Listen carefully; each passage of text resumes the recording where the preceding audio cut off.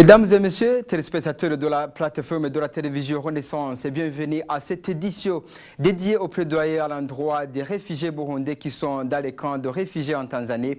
Depuis un moment, les autorités tanzaniennes menacent ces réfugiés qui doivent se faire inscrire sur la liste de ceux qui veulent rentrer au Burundi. Ces autorités affirment que la paix est revenue au Burundi. Ces réfugiés sont privés de leurs droits de mouvement et d'exercer des activités commerciales pour compléter leur alimentation. Bien que ces réfugiés burundais aient manifesté depuis l'année passée 2017 une résistance à l'ordre de s'inscrire sur la liste des réfugiés pour un rapatriement dit volontaire. Aujourd'hui, les actes de violence des autorités tanzaniennes menaçant de les refouler et d'emprisonnement tous ceux qui s'inscrivent en faux contre ce rapatriement volontaire font peur plus d'un, comme nous le dit Bertrand Gendakouli. Ceci est un dernier avertissement pour que tout le monde s'inscrive sur la liste de rapatriement volontaire. Nous voulons l'ordre. C'est dans ces termes que le nouveau ministre de l'Intérieur tanzanien a récemment tenu dans une réunion avec les chefs des zones au camp d'Onduta. C'était le 24 juillet de cette année en cours. Ce discours du ministre a été violemment complété par celui du chef de la province d'Okigoma, Emmanuel Maganga, avisant ces réfugiés que celui qui s'opposera à cette décision sera mis sous les verrous par la police tanzanienne. À l'heure actuelle, des conditions répressives sont déjà entreprises dans les camps pour mettre à genoux les réfugiés afin qu'ils prennent le chemin épineux vers le Burundi qu'ils avaient fui, et cela sous un haut risque d'en payer le prix. Ces réfugiés burundais des camps d'Onyarugusu, Nduta et Mutenderi déplorent aujourd'hui que les autorités tanzaniennes aient interdit toutes les petites activités génératrices de revenus à l'intérieur du camp, lesquelles leur permettaient de faire face à l'insuffisance de l'aide alimentaire et de subvenir à leurs besoins. Une astuce, selon ces réfugiés, de les inciter au rapatriement forcé. Ces réfugiés burundais subissent également d'autres problèmes d'insécurité dans les camps. Des personnes soupçonnées d'être des Imbonerakure s'infiltrent dans les différents camps des réfugiés pour y semer la terreur. Des fusils y sont souvent découverts, mais les mesures de protection des réfugiés laissent toujours à désirer. Certains réfugiés ont déjà été tués, d'autres ont pu s'échapper pour trouver refuge dans d'autres pays. Mais pour ces réfugiés, pas question de regagner le Burundi. Ils disent qu'ils ont fui la persécution des jeunes Imbonerakure du parti au pouvoir et affirment qu'ils ne sont pas prêts à céder à ces menaces. Pour rappel, la Tanzanie reste le pays qui accueille le plus de réfugiés burundais sur le continent. D'après le Haut Commissariat des Nations Unies pour les réfugiés, au 30 juin 2018, ils étaient plus de 237 000. Comme c'est le seul sujet, le gouvernement tanzanien devrait cesser les menaces aux réfugiés burundais parce qu'il est signataire de la Convention relative à la protection des réfugiés signée en 1951. C'est ce qu'indique Emmanuel Nkengurutse, ancien sénateur et membre de la plateforme de l'opposition Sénared. Il qualifie de discrimination le harcèlement que les autorités tanzaniennes infligent aux réfugiés burundais exilés dans le pays voisin Tanzanie. Suivez Emmanuel Nkengurutse. De par ces conventions, il ressort beaucoup d'obligations des États partis ou des États contractants. Première obligation, c'est d'accueillir les réfugiés et de les établir, d'assurer les protections et en concertation avec le HCR, de leur assurer un minimum vital. Deuxième obligation, c'est que les États partis ou contractants doivent s'abstenir de pratiquer la discrimination entre les réfugiés. Et qu'est-ce qu'on observe maintenant? C'est qu'en Tanzanie, les réfugiés burundais sont discriminés et sont persécutés. Il y a beaucoup de réfugiés en Tanzanie. Pourtant, ce sont les réfugiés burundais qui font l'objet de mesures de répression, d'expulsion, de menaces d'expulsion. Certains d'entre eux sont tués et d'autres emprisonnés de manière illégale. Autre obligation, c'est l'interdiction formelle d'expulser les réfugiés, de les rapatrier de force, de les rapatrier contre leur gré. Ça, c'est une obligation fondamentale. une obligation d'ailleurs lorsque les États qui veulent ratifier cette convention ou qui ont négocié n'avaient pas la possibilité d'émettre des réserves pour montrer le caractère fondamental de cette norme. Si un État qui accueille des réfugiés ne peut pas continuer à les entretenir, alors il demande, n'est-ce pas, la coopération des autres États. Dans la Convention africaine, on dit, dans le cadre de la solidarité africaine et de la coopération internationale, afin qu'on lui allège le fardeau. Donc, mais ne jamais les chasser, les expulser, les rapatrier contre les regrets. Ça, c'est fondamental. L'autre norme de comportement, c'est qu'un État qui accueille des réfugiés ne veut pas être considéré comme ayant pratiqué un geste inamical envers les pays d'origine des réfugiés. Parce que c'est accueillir, établir et protéger les réfugiés, c'est un acte humanitaire, fortement humanitaire, et de protection des droits de l'homme.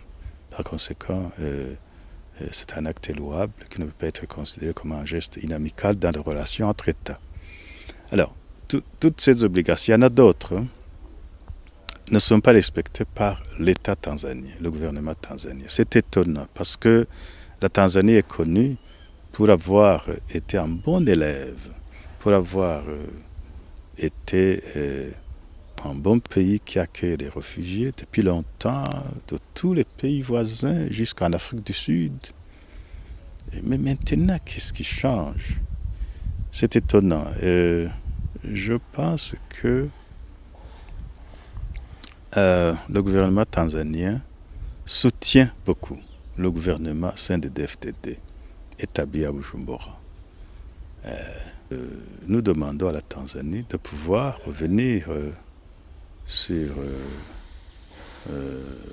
ces actes et de pouvoir respecter les conventions internationales, ces engagements internationaux et protéger les réfugiés burundais. S'il n'en a pas la capacité de pouvoir les entretenir, demander à d'autres États de les accueillir, mais ne jamais les chasser de force. Maintenant, c'est le tour de la société civile. Les organisations de la société civile lancent une alerte pour secourir ces réfugiés qui sont en Tanzanie.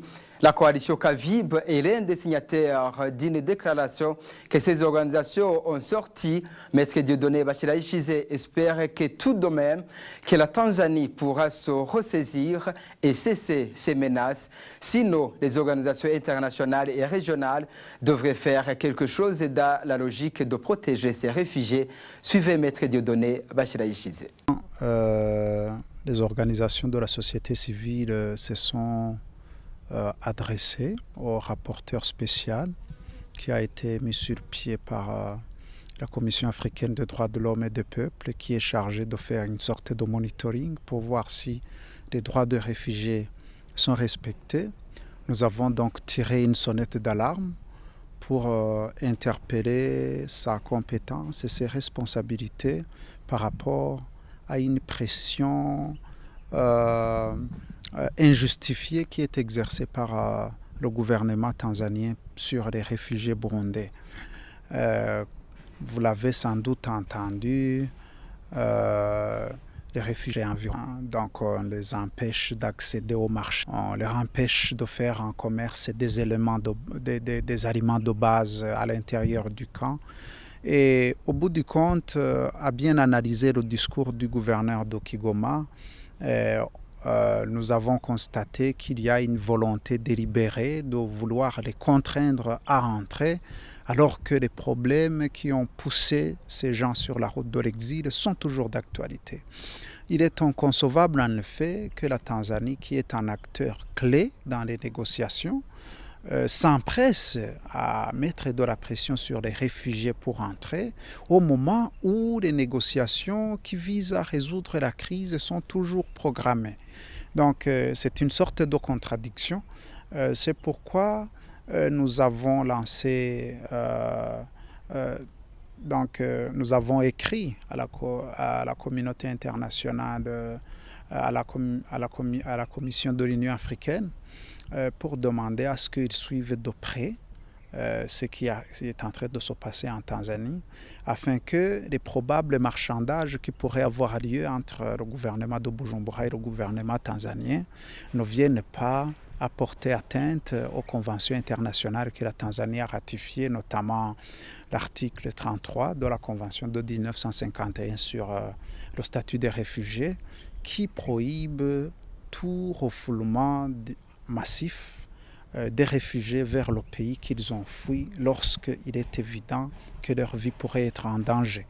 Or, ce n'est qu'un secret de polichinelle que même ceux qui avaient voulu rentrer volontairement ont été contraints de retourner dans ces camps, tellement la milice Imbonerakure les pourchassait pour attenter à leur vie. Donc c'était un cri d'alarme, c'était une façon aussi de mettre la Tanzanie devant ses responsabilités. Nous espérons qu'une action d'envergure, une action diplomatique de l'Union africaine et de la région pourra aider pour que ces réfugiés ne soient pas refoulés, parce que ça serait une catastrophe humanitaire. Et par rapport à la loi, il est clair que le pays qui accueille les réfugiés doit aussi les protéger, surtout que la Tanzanie est signataire de la Convention relative. Encore une fois, Maître Dieudonné Bachelachiz. La Charte africaine des droits de l'homme et des peuples, en son article 12, appelle les États à traiter les réfugiés avec dignité et à les protéger parce qu'ils fuient en raison de l'insécurité. Le gouvernement d'accueil a la responsabilité de protéger ces réfugiés-là pour qu'ils soient à l'abri du danger qui a causé la situation d'exil. Il y a une autre convention de 1969 de l'Union de l'OIA de l'époque, donc de l'Union africaine, qui appelait les États africains à accorder sans beaucoup de formalités tous les réfugiés qui viennent en masse et de leur apporter dignité et protection. L'autre texte, l'autre instrument que la Tanzanie a ratifié, c'est la Convention des Nations Unies de 1951 sur le statut des réfugiés qui, effectivement, comme les deux précédents textes, prohibe toutes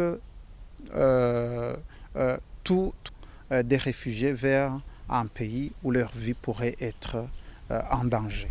Donc l'arsenal juridique est là, bien ficelé, et nous espérons que la Tanzanie pourra revenir sur ses pas pour respecter ses engagements auxquels ce pays a volontairement souscrit. Quant à la Ligue des droits de l'homme, ITK, c'est un pire mensonge que la paix est revenue au Burundi, compte tenu des rapports qui montrent que chaque fois des assassinats, 32 personnes ont été tuées durant seulement le mois de juillet 2018. Angèle Nikoyagize, président de cette ligue, déplore ce comportement de la Tanzanie qui veut que les réfugiés rentrent alors qu'il y a encore des assassinats ciblés au Burundi.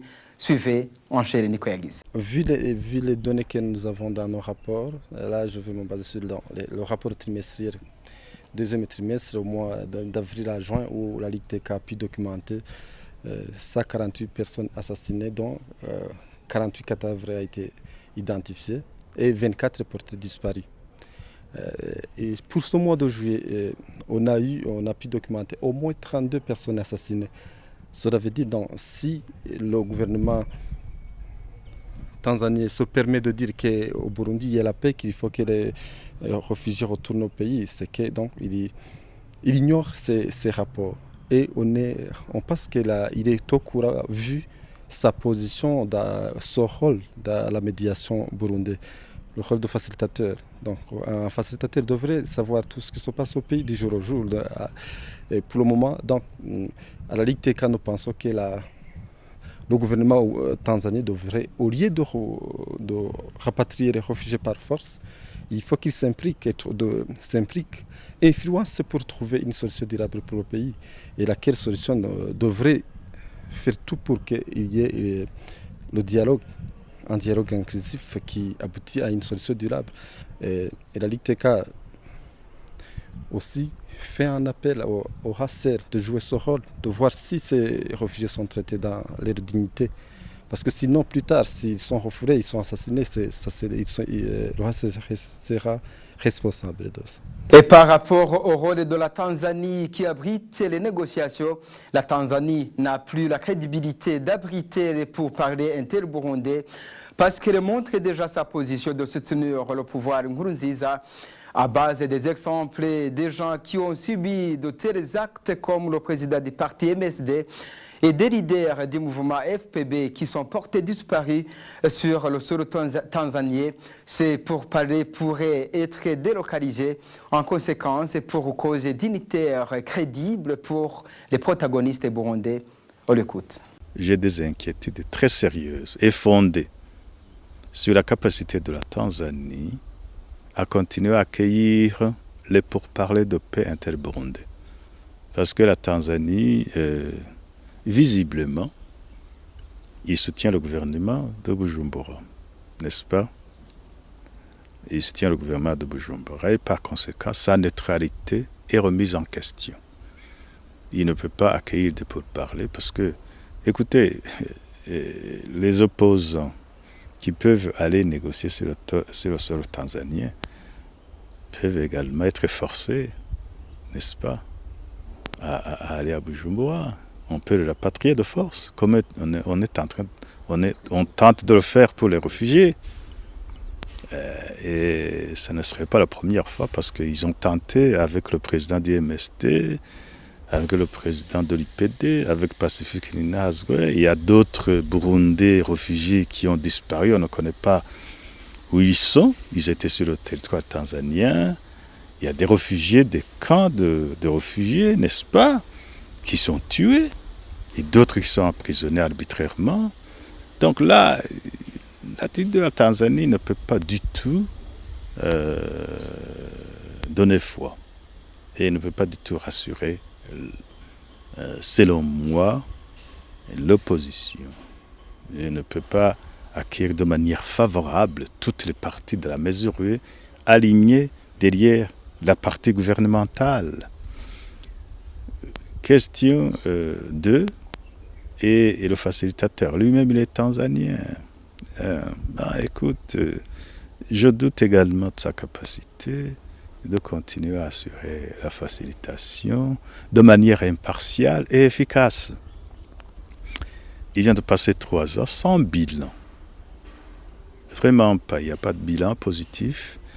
Et pourtant l'homme, il est respecté par tout le monde et par son pays parce qu'il l'a dirigé.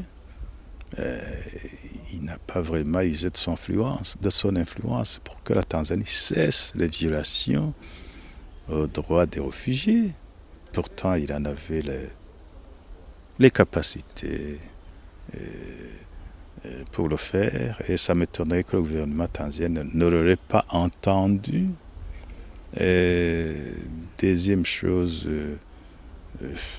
écoute, on a l'impression que il fait passer le temps à l'opposition pour que le président Nkurunziza puisse terminer son 3e mandat illégal, volé, détourné, et que le CNDD-FDD d'ailleurs puisse passer à ses autres programmes. Et c'est sur le terrain, on le voit. Ça fait maintenant 3 ans qu'il est là. Il a la 3e année du 3e mandat illégal, qui en compte 5, n'est-ce pas? Et 2, ils ont déjà adopté une nouvelle constitution qui extirpe toute référence à l'accord d'Arusha pour la paix et la réconciliation au Burundi. Pendant tout ce temps-là, ils n'ont rien dit. La facilitation n'a rien dit, la médiation non plus, malgré les appels répétés de tout le monde, y compris de l'Union africaine. Est-ce que ces médiateurs, facilitateurs, sont-ils toujours bons à quelque chose? Qu'est-ce qu'ils peuvent faire aujourd'hui qu'ils n'ont pas fait durant les 3 dernières années? Et avant de clore cette édition spéciale, Léonard Nyangoma, président du parti CNDD, demandait au président Magufuli de faire comprendre à Nkurunziza que la solution de la crise burundaise passera par un dialogue inclusif et de préciser que si la paix revient au Burundi, les réfugiés rentreront de leur propre volonté. Il indique que si les réfugiés burundais sont refoulés par la Tanzanie, ce pays sera disqualifié pour abriter les pourparlers inter-burundais. Suivez Léonard Nyangoma, il est président du parti CNDD. Nous observons ces derniers temps certaines autorités du gouvernement tanzanien qui mènent une campagne visant le rapatriement forcé et illégal des réfugiés burundais en Tanzanie. Et pourtant, les autorités tanzaniennes sont bien au courant de la crise politique et sécuritaire. Elles sont très bien renseignées que chaque jour des gens meurent, d'autres sont enlevés, d'autres disparaissent, d'autres fuient le pays. Et c'est parce qu'il y a un problème de liberté. Et puis ensuite, le gouvernement tanzanien doit respecter les conventions sur le statut de réfugié qu'il a lui-même ratifié depuis l'indépendance. Il est interdit au gouvernement quelconque de rapatrier de manière forcée un réfugié. Nous demandons surtout au président Magufuli d'exercer une forte pression sur le gouvernement en place à Bujumbura pour qu'il vienne très rapidement aux négociations de paix. Vous verrez qu'une fois cela fait, tous ces réfugiés burundais vont rentrer massivement dans le pays. Alors, concernant la deuxième question que vous m'avez posée, est-ce que la Tanzanie pourra encore abriter les négociations de ce renvoi des réfugiés burundais par force dans le pays? Je pense qu'on ne va pas en arriver là. La Tanzanie a été le chef de file dans la région sous la direction de Mwalimu Nyerere. Si jamais cela arrivait, je pense que le gouvernement tanzanien ne pourrait plus abriter les négociations, le processus de dialogue, puisque les leaders qui participent dans ce processus de dialogue, ce sont aussi des réfugiés. Cela va de soi que le processus de négociation ne pourrait plus continuer en Tanzanie. Et voilà, c'est ce que prend fait cette édition spéciale. Et je vous rappelle que cette édition était en synergie avec la radio Nzamba Gateka Kawe et la radio publique africaine. À nous revoir.